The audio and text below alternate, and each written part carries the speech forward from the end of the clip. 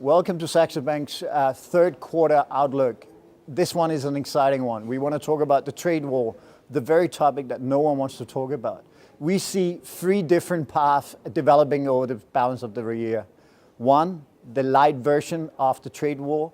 Everything sort of goes on, but we will see a pushback when Germany is hit by the 20% imports on cars. Germany will lead a European coalition to sort of get the negotiating order in place. That is a 25% probability.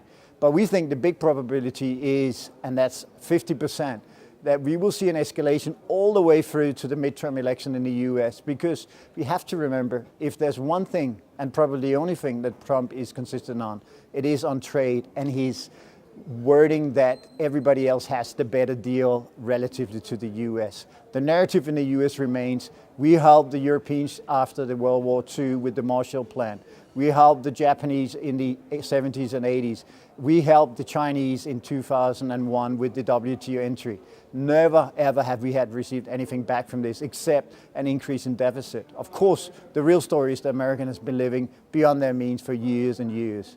But let me also remind you, there is a third possibility. Something like the Smoot-Hawley Act we saw in 1930, pushing up tariffs to protect your domestic economy by America, America first. So in this outlook, we have been looking at different ways of playing this trade war. But at the end of the day, there's one significant outcome from all of these scenarios, whatever happens.